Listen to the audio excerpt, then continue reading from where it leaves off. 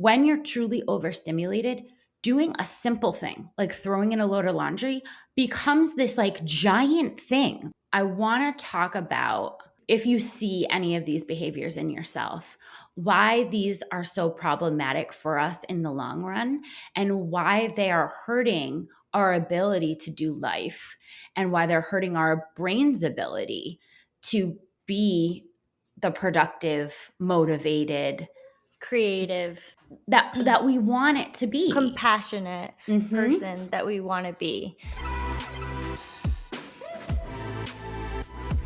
Hello, everyone, and welcome back to the Thick Thighs Save Lives podcast. I'm Kelsey. Hi, guys. I'm Rachel. Welcome back.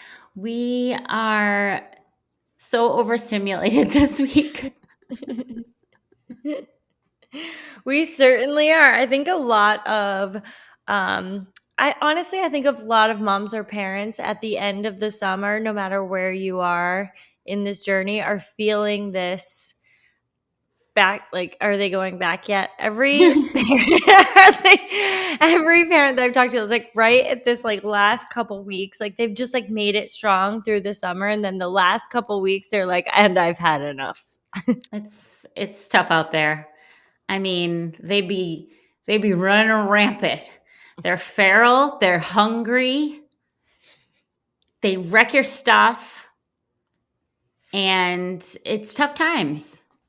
Just me? They just keep eating. It's a nonstop cycle of snack, meal.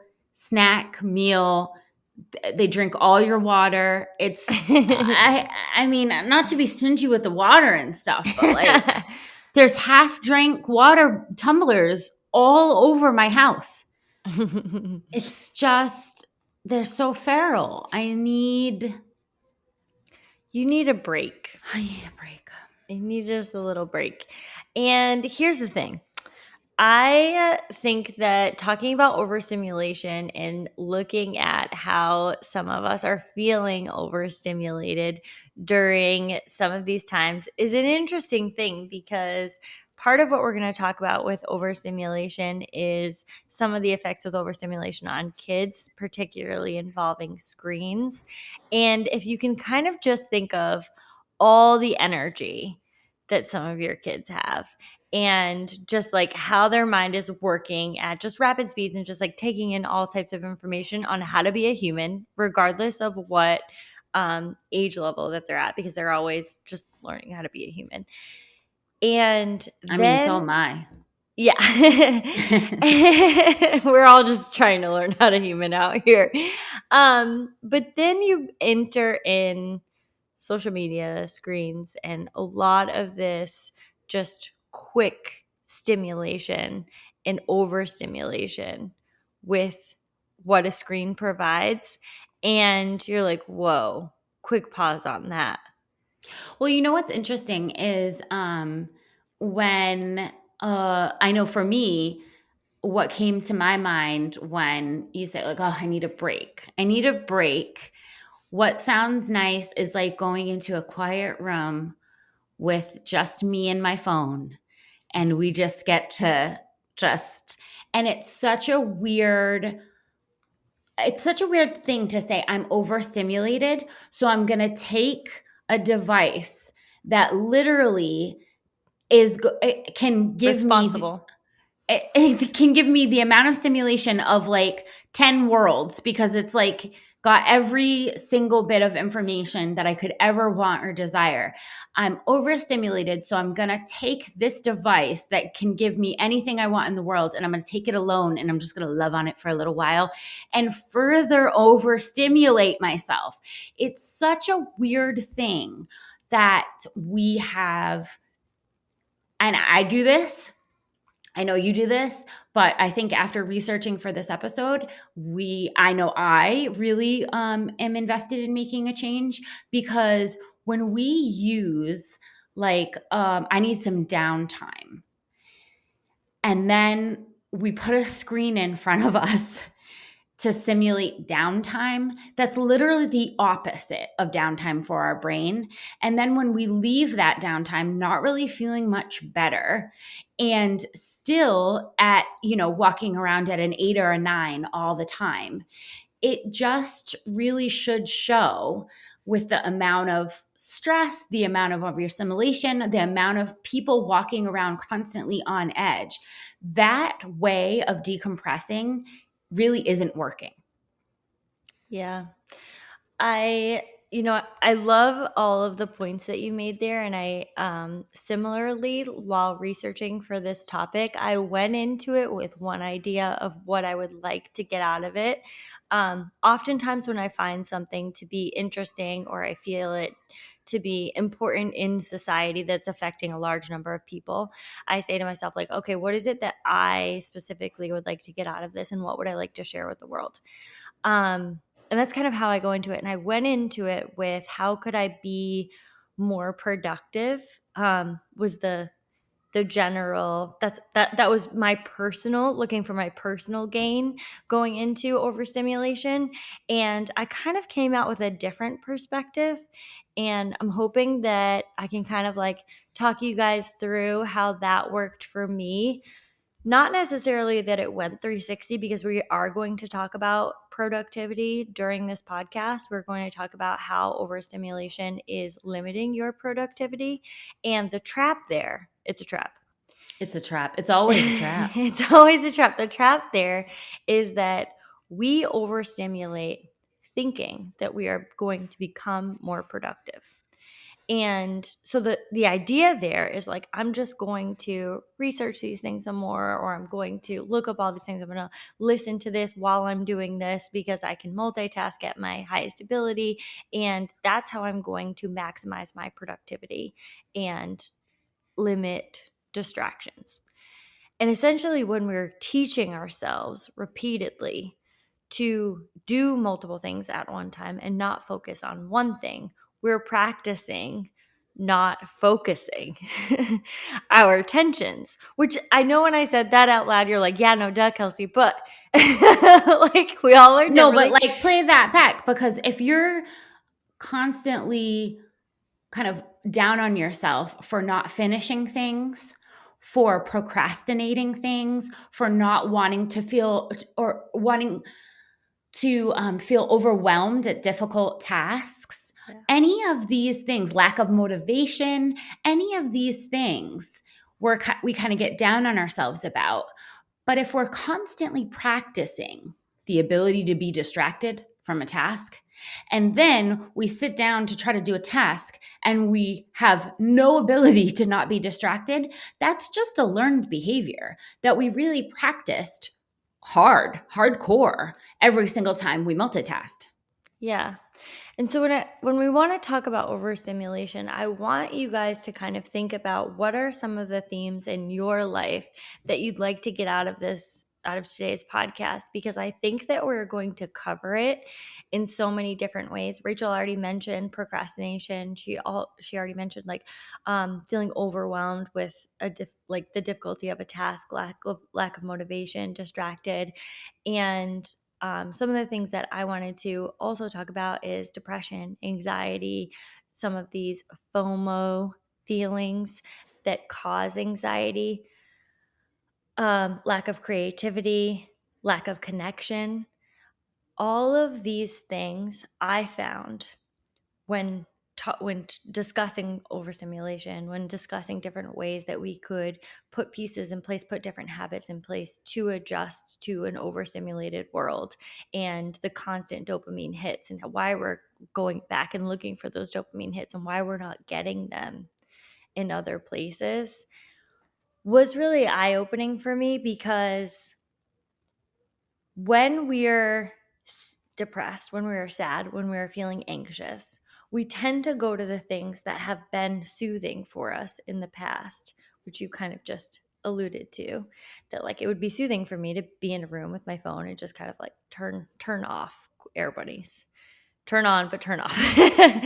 um, and really what we're practicing there is missing a lot of the connection, and we're missing the that we're trying to get these dopamine hits that are essentially making us more anxious and more depressed for the future and just more essentially self-absorbed, which is a It's a hard weird look. trap. Yeah, that's Yeah. a weird trap to fall into, because it feels very much like self-care, but it couldn't be more the opposite.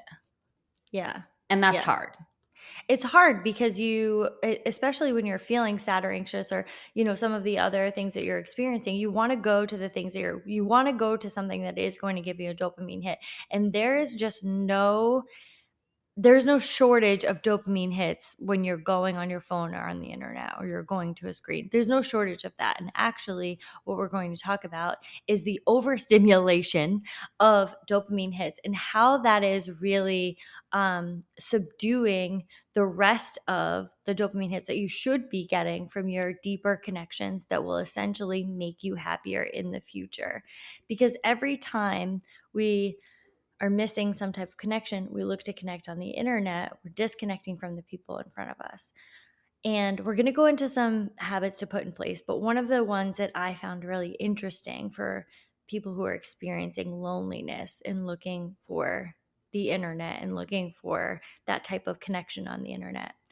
And I think some of you guys might be able to notice, like, when am I feeling lonely? Like, when do I go to my phone? Is it after I've had a discussion with my partner that really didn't go well and I'm looking for some validation on the internet, or they're just not listening to me and I'm just going to go to my phone? When are you feeling that? Because I think a lot of people are experiencing this, and or the boredom, the lack of connection in the waiting room, things like that.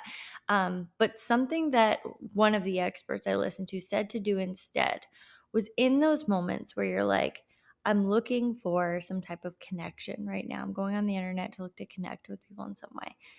Instead of connecting with people that are not there in front of you, that isn't a real form of connection, practice gratitude. And something that you can do instead, and it doesn't even necessarily have to be like totally taking away from your phone, but tell someone or call someone in your life that you do feel grateful for. It doesn't have to be a long conversation, and just tell them like something about them or your relationship with them that you are grateful for.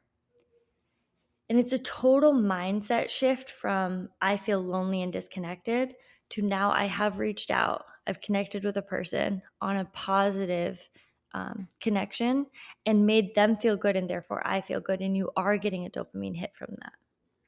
Ooh, that's a great way to, I really love that. And like you said, like there's multiple dopamine hits going out. So I'm always like, I'm here for the 2-for-1s. Me too. I'm here for bargains. I like a package deal. I love that. Um, the big theme, and we'll all take from overstimulation sort of what we will, but I don't think any of us can necessarily deny the fact that the vast majority of us are exhibiting symptoms of being overstimulated, but everybody exhibits them in different ways. One of the things that I see therapists talking a lot about right now is what has been categorized as highly sensitive people, which are people that are struggling with overstimulation, essentially, and they in different forms. I remember that when I told you about, when I first became a mom and I like had a really lot of trouble with auditory overstimulation, that like there was too many sounds and that it would like this is something that therapists are seeing in high numbers now, is people struggling so much so that there's those product, like I remember when I did that podcast, people were like, oh, there's a product for that, there's these loop earphones and they like block out some of the noise. And But I just want people to know that there's multiple forms of being overstimulated, and the way that you might exhibit your symptom might not be in like a raging, like pulling out your hair, like, oh my God, I'm so overstimulated kind of way. That's how some people do it. They tantrum. And you see it like in small children, like in toddlers, when they are overstimulated, they Yeah. tantrum. And you Right. But just go like, you're trying to go like, what's wrong? What's wrong? What can we get for you right now? And it's just like a crying fit of like, I don't even know. You know, the overstimulate, and you're like, you need a nap. There's yep. like, Yep. you need to rest. Yeah, and rest your brain, Yeah. right? Because it's received too many things all at once. It's not able to process the amount of things. Our brains are not meant in any way to take in the amount of auditory, visual, like there's so many things coming in all at once, and we a lot of this is the modern lifestyle, and a lot of it is also us multitasking, right? Because we're taking in so much at once. But our brains are really not designed to receive that much information. And so it's kind of like the feeling of like having too many tabs open, feeling overwhelmed. People exhibit this in like, I feel stressed. Some people freeze and they can't do anything. This would probably be a good example of someone who, when they're overstimulated, goes in a quiet room with their phone, because that's like a fight or flight kind of response. And you can, also have physical symptoms of being overstimulated. And I want to, let people know like constant headaches, constant joint pain, sleeplessness. These are all the my biggest thing is the ability to concentrate is lost. And I see that more and more in myself when I practice multitasking, and when I practice, the like, I'm overwhelmed, so let me go with my phone. The ability to sit and finish a task, to motivate myself to finish a task, to concentrate and avoid all distractions, my levels have just like decreased to the point where like I don't even have any. I'm sad to say, I don't have any tools in place anymore when I'm doing a task to like limit, like, okay, I'm going to go get that dopamine hit on my phone because I just like an alert just came up, or a notification just came up on my computer, or like I will just say like I can do it all at once. And so many of my tasks go unfinished. And I think that when people look at the things they're most unhappy with in their life, we constantly look to, where is my motivation? Where is my ability to see something through? And where is my ability to concentrate and do a hard thing, or even a simple thing? When you're truly overstimulated, doing a simple thing like throwing in a load of laundry becomes this like giant thing that is like, you have to plan 3 days in advance. We have to like call our friends, like it's Yeah. like it becomes like this huge thing. And these are sort of some of the symptoms that you might look for in yourself. Binge eating is a great example of someone who is overstimulated and looking desperately for a dopamine hit, because food can do it too.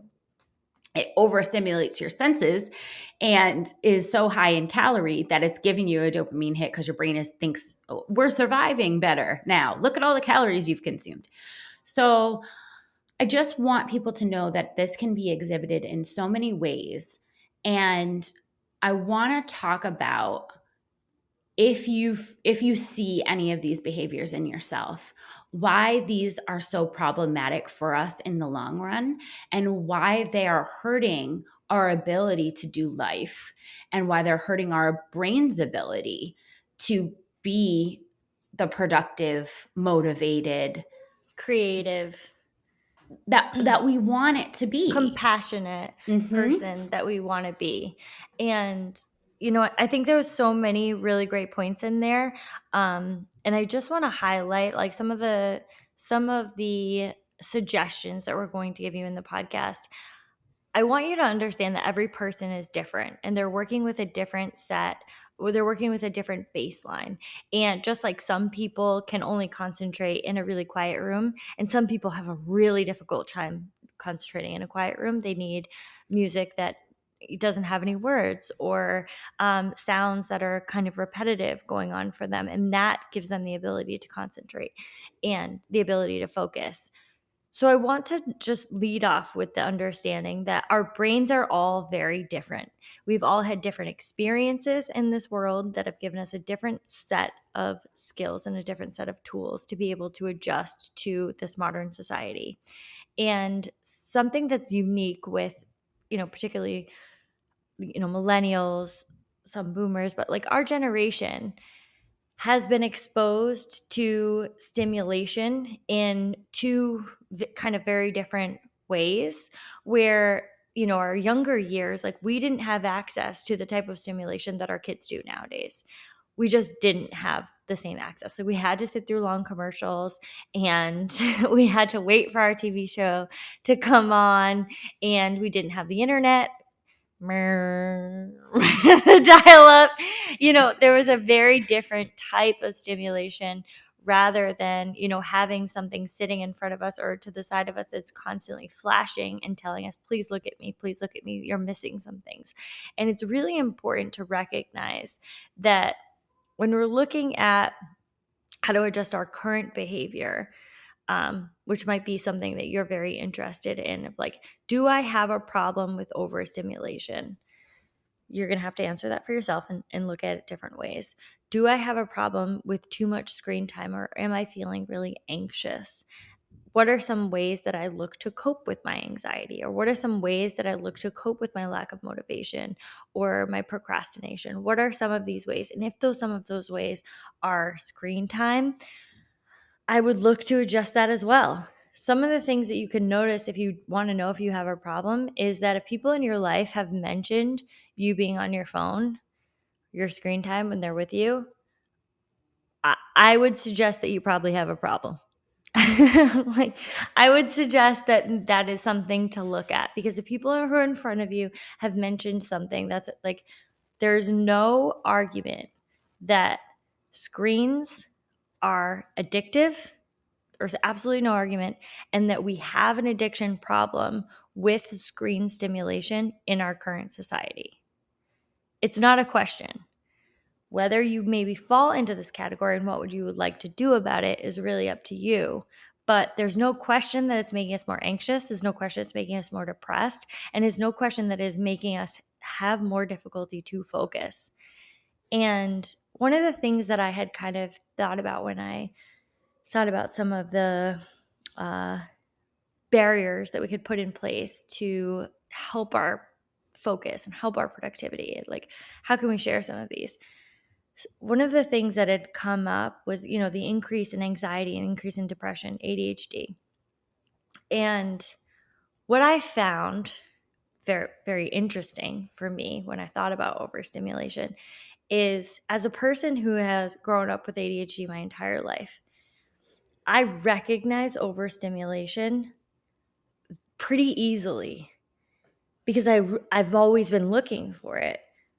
But for a lot of people, I think their entire lives, they haven't really been looking for it.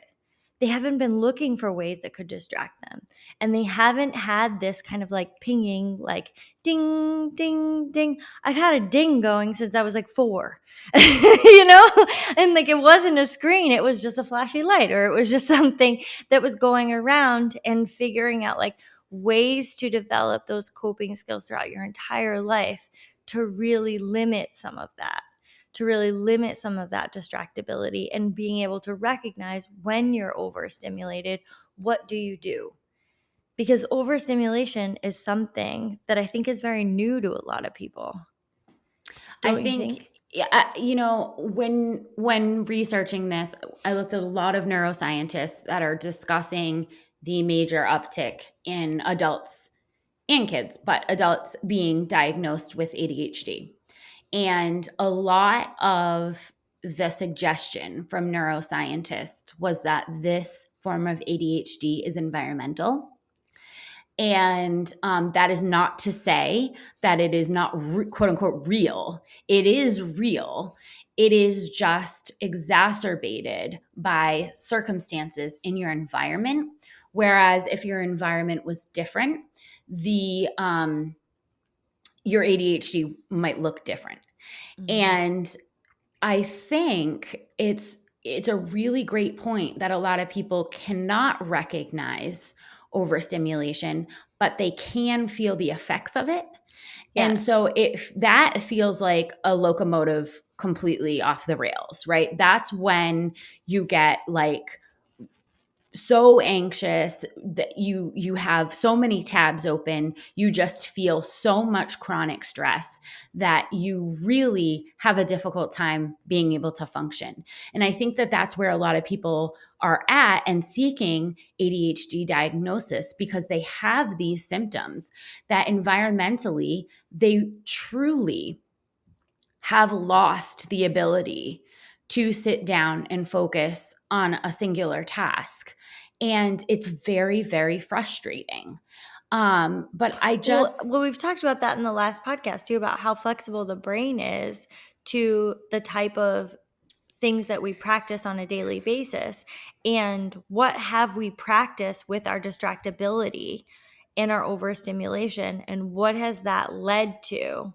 Where, on the flip side of that, when you're looking, when you have always had ADHD and your practice has been ways to limit distraction, it's almost like you've been able to like build up some of these barriers to say like, well, I know when I feel overstimulated, I do this. When for me, like I know when I feel overstimulated, a physical activity is usually what I need to go to, because I'll come back much more focused. I'll come back much more like my anxiety will be down. My just like thinking about everything all at once will be lowered to like, what have we started with first? And so like, you said like I feel overstimulated, I want to go into a room with my phone. Like when I feel overstimulated, I usually have to go outside without my phone. And that's just a practice thing for me, that I'm like, I know fresh air, I know walk, I know some type of movement. Like it has to be something where I start breathing a little bit heavy. That seems to, for me, when I'm overstimulated, those are the type of things that I look for. But that's because like they're in there so for so long that I'm like, oh, I gotta go outside. I gotta go do this thing. Where I can have a break from all of these other things that seem to be coming at me, because my brain is not working in a creative way, which is science for sure. Like when you are overstimulated, you are absolutely going to limit your creativity, because creativity is almost a luxury in our brain. And for a lot of us who thrive off of that type of creativity, we really like to look at things, think things through. And when our brain isn't firing on all cylinders, we're like, what's going on? Pregnancy brain's different. Like, you're like, what's going on up there? Like, are you awake? you Like, stole my brain juice. like I was literally in the middle of a I needed conversation the that. other day and I was like, my brain isn't working. And he was like, it's okay, like take a couple breaks. And I was like, it's not even that I necessarily feel tired, it's just not working. Like, I can't find it or something. Like so weird. But I know that not only with a lot of people feeling that type of fog, so that's a pregnancy fog, right? But like that fog exists in depression, that fog exists in anxiety. You are unable, I don't want you to think this is just like in your mind, you are unable to access some of these creative thoughts, some of these problem solving thoughts, some of these ways that we can adjust to even like feel less anxious, like put those things in. You're unable to access that part because you are so overstimulated. Your cup is so freaking full. It's it's a great analogy, and I wanted to, on that sort of neuroscience-y end of this discussion, I wanted to talk a little bit about dopamine. And because I think that It's a little bit misunderstood because we all know this chemical now. It's like the most popular brain chemical that's ever Yeah. existed. People are like, name one brain chemical, dopamine, because we have a world in which this is being talked about a lot because is a lot of stimulation. But some of the brain experts that I looked at when researching this have a viewpoint that dopamine is a little bit misunderstood in the fact that it's not just this burst of happiness. It's actually your brain's way of rewarding you for motivating yourself. So, this is a survival technique. Pretty much anything, any brain function that we have can go back to what is the best way to not die. That's the brain's whole entire job, keep you alive. And when your brain is experiencing something, an outside source that could be motivating. For example, like you're hunter gathering and you find some berries, and you are going to be motivated to pick all of those berries so that you can store them for the winter.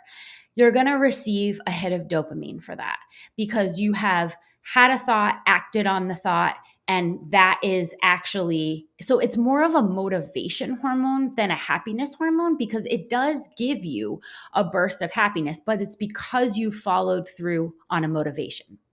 Now, I want you to take this to the modern world. A notification comes up. You are motivated to click said notification. You do it, brain gives dopamine. It's the same thing, just in a far less productive survival kind of way. It is just rewarding your brain for feeling a motivation and then acting on it. It doesn't know the difference between if the motivation is good for you or not good for you. So people say, like, well, I'm really motivated to check all of the notifications on my phone and clear my email every day, but I can't find any motivation to go to the gym. Mm. It think perhaps that the amount of dopamine that you are receiving from clicking all of those notifications is enough to sustain you, that you don't necessarily need to follow through on a hard thing because you're good on dopamine, because your brain doesn't know the difference. So, a really poignant thing that I heard actually Andrew Huberman say, which I think like very much changed my outlook on this, is pleasure experienced without prior requirement for pursuit is terrible for us. And that's sort of where the pinging notification and getting the dopamine hit from that is problematic, because we haven't done anything worthy to receive that dopamine hit. We haven't done a hard thing. We haven't done a difficult workout. We haven't completed a task start to finish. We haven't gathered all of the berries and stored them for winter. We haven't done anything that would make us feel worthy of that dopamine. And so we're getting it, but it's without that struggle. And that's a really dangerous thing, because then you can sort of get stuck in that cycle. Well, it's particularly dangerous because you don't have anything to draw on for the future. So when we have those experiences of, some type of struggle, and we have the dopamine hit of being able to conquer, or being able to have done something that we are proud of, and that you picked all the berries, you brought them home, you ate them with your family. There's so many other connection pieces that go along with that single dopamine hit. And you think about that in a form of like a workout, a physical activity, or something that we have tried when, sports is one that I'll always go to. You practice a lot, you get to the game, you have that like victorious win, and you feel so proud, and you draw on those experiences for the rest of your life. Those things that we are getting those dopamine hits from, you really draw on those experiences later in life when you're thinking about why you are someone who works hard, why you are proud of yourself, why you are someone who sticks with things, why you consistently train hard and take care of your body. You have these experiences to draw on, and they're facts. They're facts that your brain remembers and associates with being happy. We tried really hard, we earned this thing, we earned this happiness, we earned this reward. So we have those steps that we've taken, and in the future we can draw on them. But when we haven't taken any of those steps, we have nothing to draw on from the future, rather than like, I checked all my notifications. I've never once heard anybody be like, I'm a super strong person. And how I know is because I get through my emails every day. I'm a really loved person because every single time I go to my emails, there's at least 50. So I I just know can do people hard love things. me. Yeah. And I can do hard things because I did this thing one time. I have these experiences to draw from that are just so important. And the caveat to this really is that when we are spending all of this time with they're cheap hookers. These They dopamine hits really are are. cheap hookers. They're cheap hookers. These cheap hits, we're missing all the opportunities to be able to get those real dopamine hits, develop those experiences, and to be able to tell our story in the future, why we can do something really hard, why we stick to something. And you it fuels your confidence because you say, I know I can do this hard thing. I've done hard things in the past. I've overcome these other things and come out with a feeling of happiness and I know I can do this one in the future. We're not only hurting our current productivity and our current connection with people and our current mood, we're damaging our future selves. It's like a double whammy. It's like cheap hooker and your wife found out. Like it's And like your wife found out. it really is that it's not just the here and now that's being affected. And I think that that's really one of the things that I'm using as motivation to make this a priority is it's not just about what I think feels good right now in this very moment. It is about looking a little bit further down the road. And I think that our ability to look further down the road is being inhibited by these cheap hooker hits. And You'll never find your wife if you stay with the cheap hookers. but we know this, but Yeah. it's really really hard, and this is why you have to self-regulate this, because anything that is going to give you a dopamine hit is going to have that addictive quality, right? Anything we can sub food in there, we can sub drugs in there, there's literally unlimited amounts of things that we can say I went too hard on this thing. I really loved it at first and then I went too hard on it and I made it like I ruined it, right? We've all had instances where we've done that.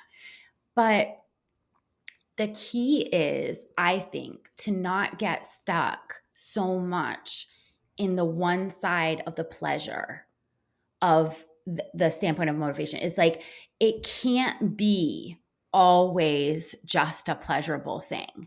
And without the pain balance, I've seen people describe it as sort of like a seesaw, is that we are so far on the pleasure end Yeah. that we've actually and nobody thinks they are, right? Because like they think of themselves as like stressed out, overwhelmed, way too much to do, impossible to complete tasks. But if you think about all of these things In this as completely cushioned world. in this like unbelievable, like every meal is A DoorDash guaranteed. away. Yeah, I mean it's a little bit, when you say it like that, it's a little bit ridiculous to be that amount of stress out in this world, but it's not if you know brain chemistry and you understand what your brain is doing with the amount of input that it's receiving. And it's no wonder we feel immensely stressed out in a really non-stressful world. We've used this in multiple ways of like saying like people taking very, very typically thought of as pleasurable or really prideful activities and using stress around them. I'm so stressed to plan my wedding. Huh? You found the love of your life? Typically, in another Yeah. world, that would be a great accomplishment. I'm so stressed to be moving into a new house. You getting a new house, you say, with a roof, and you're going to be protected from the elements and have like a really nice fridge that like has double doors, and that's a really stressful thing. I mean, really though, truly, we take a lot of times these extremely pleasurable things and categorize them as stress. And it is simply because we live in a world in which our pain pleasure balance is so far off the mark. There's so little pain that we are essentially creating, we're creating it. We're creating a continuous stress, and then we're practicing how to create that continuous stress. I mean, um, you know, I think I've shared this statistic before, but our culture is so inclined to look for a comfy lifestyle to the least amount of resistance possible that most people past the age of 30 will never run fast or sprint again for the rest of their life. Most people past the age of 30. Now, in the realm of how long people are living and how young 30 is, that's outrageous.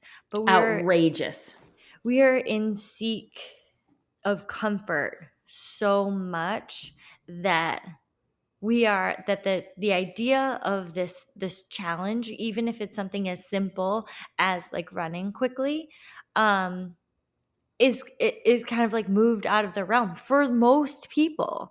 I don't want you to think like, I don't want people to think like, wow, um I'm just like such a piece of shit because I seek comfort all the time. No, absolutely not. Your brain is looking to seek comfort as well. And that's why we really have to put some of these barriers in place. We're going to talk about some of these barriers, and not only for yourself, but if you are someone who's thinking about like, okay, I know that I am currently in an overstimulated world. I wonder what that looks like for a child. You are the person who has to put the barriers in place for those children because they are unable to regulate themselves. They're unable to regulate their screen time. Why would they? It's not that's not what they're programmed to do. They're not going to be like, you know what, I've had enough screen time today. I should probably put that. Said no kid ever, but it really is your job. So I want to talk about some of those barriers that we can put in place and just some alternatives. I do better with alternatives rather than rules. So that this we started, this research I think 2 weeks ago, and then last week I had my all-time low screen time, all-time low per day. And I was like, wow, what happened? I had substituted. I didn't say I want to limit my screen time for me personally, but we can talk about limiting screen time and putting, some stipulations around that, because I think both are very important for different types of people. You got to know who you are. For me, I said to myself, what is the most important things to you? Write them down. Who are the most important people to you? And spending time with them. What do you want to get out of those relationships? What are you hoping for? And my goal was to just focus on those things, just for a week. People, you only get a week. No, I'm just kidding. But was to really focus on some of those people and those relationships that I felt like were very important and they aligned with the person that I want to be. So when I was putting the focus on those people and those relationships, when I was doing things like craft time with the 3-year-old, I never checked my phone because that relationship is really important to me and she's going to get my undivided attention. So it in turn put its own barriers in place by just doing the things that I actually wanted to do, that I've identified without the distractions of the things that I want and are most important to me. You're still going to reap the benefits of that dopamine hit that you got from crafts with a 3-year-old, and you're going to reap those for a long time. Spooky season. Oh I'm not a my really good spooky God. voice. You're the worst spooky voice I've ever heard. Spooky. Someone who doesn't watch scary movies. This is some of y'all's favorite season, and we went so big this year. We did. Honestly, I know a lot of you guys like me really love Halloween. It's become probably my favorite holiday, which might be a little bit weird, but I love it so much. And we went really hard with all of our new spooky season patterns. You might see some things you've been waiting to see. You might see some new things that are coming out. It's going to be fantastic. Spooktacular, if you will. So get to constantlyvariedgear.com. Check out the spookiest, absolutely amazing products, and you will be all set for the best season of the year. Happy Halloween. I do want to say that I think that if we do not get ourselves in check, there is absolutely, it's ridiculous to patrol a child's screen time when you are not putting in any guidelines for your own. I just want to say that is absolutely abhorrent. It's hypocritical times a million. They do as you do, not as you say.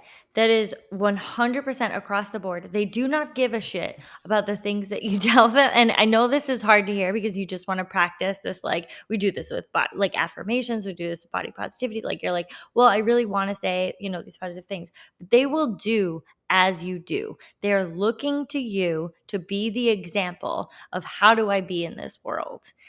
And if that example says like you should limit your screen time, but me, I don't have any limits. That's it.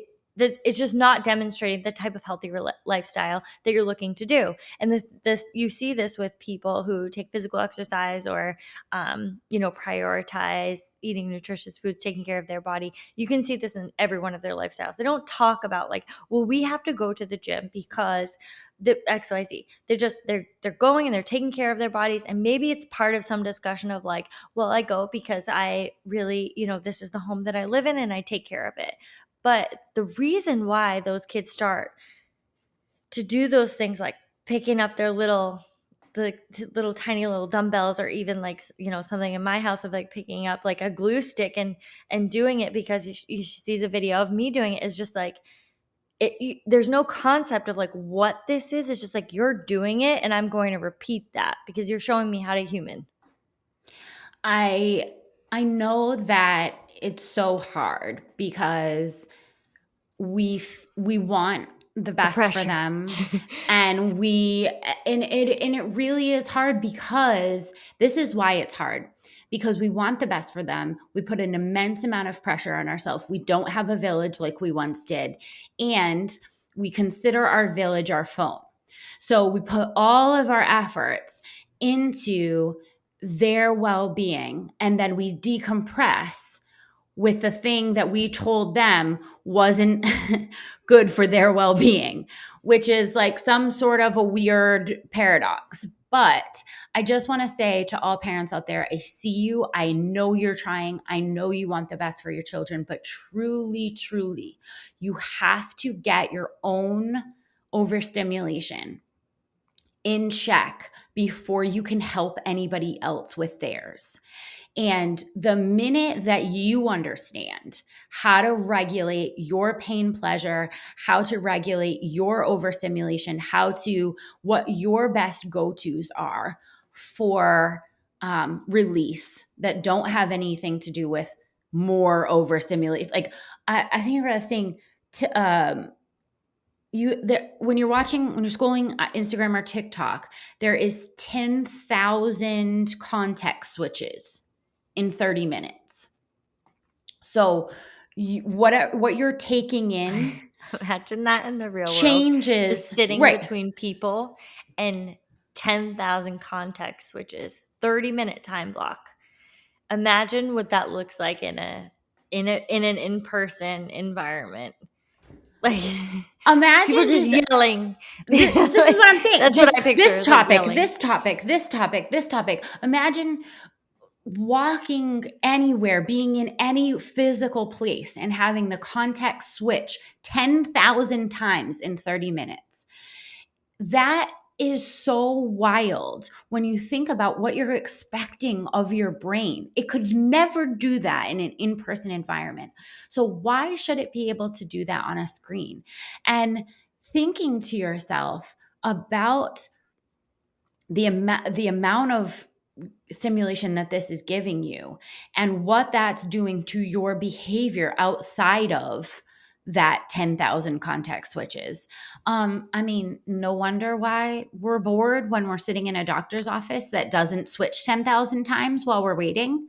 So that's just, it's such a great point of when we're bored or when we're not feeling like entertained or when we're not getting something that we're looking for out of a relationship. And I just kind of want to focus on that for a second, because if you're constantly looking to be entertained, imagine what that feel, not imagine, you can imagine it because you do it all the time, like with trying to connect with another person.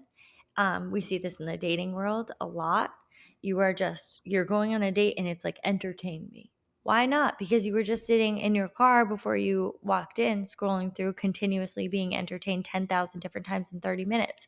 If you go on a 30-minute date with someone, like, why can't they entertain you 10,000 times within that 30-minute time frame? That expectation is not real, and you're becoming so numb to the actual experiences. And numb is like, the word that I kept kind of coming across, because I was thinking like, wow, there's so much stimulation, there's so much information. It's almost like, wow, are people just moving at rapid speeds? But they're really not. No, So what is it? And then you they're kind of, moving at the same speed they've always moved at. That's the yes, problem. but we're becoming so numb to some of these experiences that we're looking for something bigger, better, more exciting. We're looking to be entertained by the people that are in front of us, which is a really failed recipe for any relationship in your life. Because if you're the other person and you're like, wow, I can't keep up with being as entertaining as your phone. I'm only And one who could? person. And who could? And how can we still value those connections and get what we need out of those long lasting relationships without that demand to be constantly entertained? That's the longer term. That's what we're going for, the longer term dopamine hit, right? By having those like hard conversations, by being uncomfortable, by sitting in with someone without the expectation that they're going to entertain you.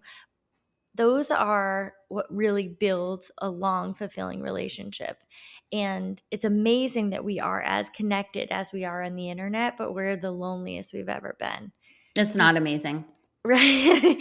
Because we're not working towards these deep-seated connections, where we're working through these uncomfortable conversations, where we're sitting with our own uncomfortable feelings, or we're sitting with somebody else's uncomfortable feelings, and we're not looking to just fill the void with some other type of noise during that time, I and mean, as a distraction it to totally feel better. totally rings true when you talk about, like, friendships and relationships and why we're the loneliest we've ever been when we have access to the most people we've ever had access to. It makes complete sense because, as you said, these relationships are built solely on the pleasure aspect and have no balance of pain.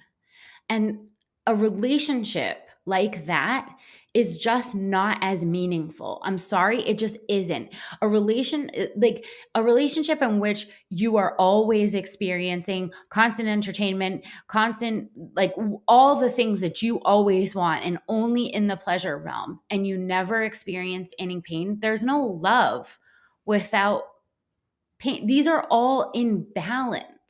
And you cannot feel the truest of true love without knowing what pain and heartbreak feels like. It's those things are constantly in balance. And so that's why those online relationships are not feeling quite as real or meaningful. It's because they're not, because they never in their have that pain aspect.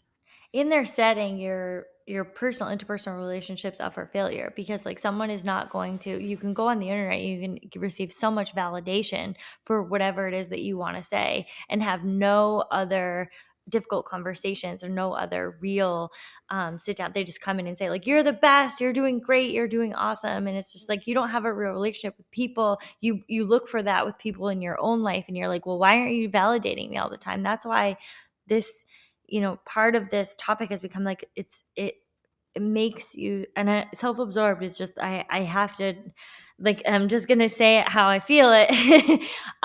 So self-absorbed, because you're just looking to constantly get your needs met in a way of like, well, who's here to validate me, who's here to tell me that I'm like doing a good job for these things? If I'm not getting it from you, I can just go on the internet and get it from someone else.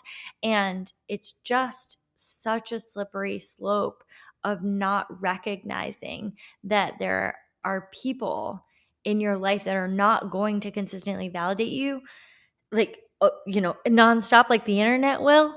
And setting that expectation for them is a failure. And it's, you will feel more of a connection if you participate and give those hard conversations and give that time to everyone who's in front of you.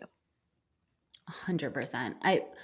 The, a quote that really stood out to me from a neuroscientist on this is, if you think about any form of addiction, let's take drugs. This is the most obvious. Drugs is simply a progressive narrowing of the things that bring you pleasure. So you have this immensely pleasurable experience from a drug, and all you do is narrow down the amount of time that you're willing to be without it, right? All you do is just say, and that is where addiction comes. That is where we are seeking this drug 24/7 to be able to feel good and function, because it's just narrowing, a progressive narrowing. It doesn't happen overnight. And that's what I think people need to remember about their phones, is this is a progressive narrowing of the things that bring you pleasure. We need to restore the balance. You need to be uncomfortable. You need to practice being uncomfortable in your relationships, in your physical self. And it's not to say practice being stressed out, because what I will No. challenge is, because when people hear uncomfortable, they immediately go to, well, that sounds stressful. And I get that. Your brain is supposed to tell you that's stressful. But what I want to challenge is the fact of the true dopamine hit that comes with doing something difficult, setting all distractions aside, finishing it, and saying, go me. Mm, Going to the gym when there was seemingly no motivation, yeah. doing a hard thing that involves, sweating and being uncomfortable and having your muscles burning and all of these things, and restoring the true dopamine that comes with a difficult experience, motivating yourself to do that, and then receiving the pleasure that your brain feels that you are deserving of. And I want to end with a couple of, you gave a great one of alternatives, which I think work for a lot of people. I personally am a rule person, so I thrive better if I have set rules for myself. And I really have not been even following my own rules. I have a rule for myself that, like, I read before bed instead of scrolling. That was due to like all the sleep research we've done and the blue light and everything like that, is just like, I want a quality night's sleep. And I think that that's a really important thing. I've heard a lot of neuroscientists say the importance of not waking up immediately to scroll because of the cycle of sleep that your brain is in upon waking, Yeah. and how it's like worked out a lot of problems overnight. And Well, it's processing. it's in a processing mode. And then when you um start with your day with 10,000 context shifts in 30 minutes, or even just your email, or it's really just, number one, distracting, but also harmful to your brain's ability to process the things that you've worked out overnight, which is kind of the point of the second half of sleep, is to process some of those things. And so, not going right on it upon waking, not going on it before sleeping. Um, what are some other ways that you've? One of the habits that I heard that I found to be really helpful, since we have talked a lot about what is, what's good for your brain, how are we processing information, is to simply ask, is this good or bad for my brain? Is this behavior good or harmful for my brain? And it's a simple thing that you can just ask yourself as a habit throughout your day, and decide in that moment if your focus is to care for your brain health, just like we were talking about for the rest of your body. We can ask ourselves what's happening there, and make an honest adjustment, because I think that so much of what we start with has to be an honest conversation, an honest check-in. So that's a habit that I have implemented, and I have found to be really helpful in a way of just a check. Some days you're going to say no, and I'm okay with that. And that's fine too, because some days you go like, is this food help working me towards my goal, or away from my goals? And you say like, away, but I'm okay with that too. As long as we're checking in, I think is a It's really helpful habit. balance. It's balance. It's It's balance. balance. You cannot say every single time, I'm okay with this food working away from my goals, or you will be very far away from your goals. Yeah. You also cannot say every single time, I have to do the right thing for my brain, because sometimes you don't have it. But Sometimes you don't, but if you've decided that this is something that's really important in your life, especially for people who are suffering with a lot of anxious feelings or a lot of depressive feelings, and they feel like they are not in a good place in their life, they're not at a homeostasis place, they're not at a place where they feel good and they feel balanced, and they say like, you know what, I really need to I need to address my mental health, or I need to address these depressive episodes, or I need to address this constantly anxious feeling because my stomach is upset all the time, and I'm really not sure why, because it doesn't seem to be the foods. If that is something that you're saying, like, that is the person that I want to be, that needs to address my mental health, you need to be answering that question, and you need to be answering it honestly, because the cycle that's been created there is that you're not mentally in a good place because of the habits you currently have in place. They're I feeding mean, what you're currently doing. So how can we throw a wrench in it? How can we check some of those, and disrupt that thought pattern and say, wait a minute, I'm going to check in on this. This is not, mental health is at the top of my list right now. And I'm doing everything to not support my mental health, to not support my brain health. I need to disrupt it. I love that. It's just being honest with yourself, and always asking the question of like, how's that working for you? Like, How's if that things working for you? aren't going well and you're not happy with where you're at, then something needs to change. And continuing on in sort of denial of that is just going to keep the path going the same. One more that I wanted to say that I thought that was helpful that I've seen, is if it stresses you out, because I do want to recognize the amount of pressure that we're under to be in constant contact with other people.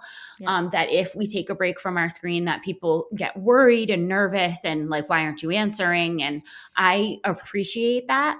One of the things that I have done personally, and that I'm working on, is that I heard is, when you are needing a break, if you just have like a group text with people that like you are close with, that would be worried if you didn't answer, if you just say to them, hey guys, I'm taking a 2-hour time block where I'm not checking my phone, screen free, Love you.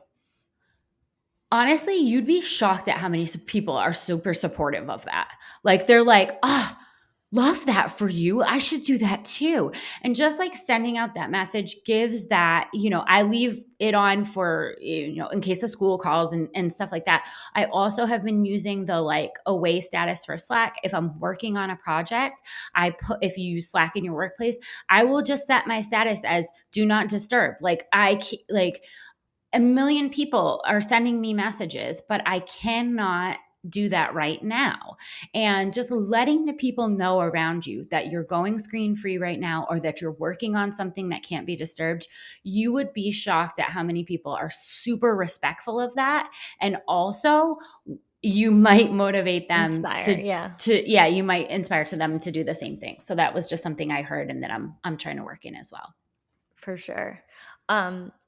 One of the ones I wanted to bring up is if you want to focus better tomorrow, go to bed a half hour early tonight. This is in a society where we're constantly sleep deprived. Our ability to focus is more difficult and is dependent on our sleep. So if you find that you're one of these people who are like, I just have a really difficult time focusing, and then you are, while you're unable to focus, you're you're scrolling, and then you're doing it late into the night. Tonight, if you want to focus better tomorrow, go to bed a half hour early tonight. It's a very simple one. You can take a break from social media. Time blocking is kind of like what Rachel had just talked about, which I think is a really important one that I just wanted to highlight. If you want to set parameters, if it's not necessarily like time blocking, but parameters around screen time is really important. So something that Rachel and I had talked about recently, but when we're with our families, we're not on our phones. And these are for people who are running a business, who need to be in touch with on the phones a lot, that it's e-commerce, like the thing. But when you set parameters, when we're with our families, we are not on our phones. And this is along the same lines of like a rule, but it's a really good boundary to set with if you have kids too. But also, it's a really important message to send to the rest of your families that you are the most important thing to them right now, because the reality gut check is your family is not going to be there forever. Your friends aren't going to be there forever. And the time that you have to spend to them is the time that you're going to hold on to for the rest of your life. Like that, those are the long-term memories that I'm talking about setting in. And we can either put parameters in place to be able to hold on to them and to be able to be fully present, or we can just let it run rampant and miss them and be filled with regret. Just saying.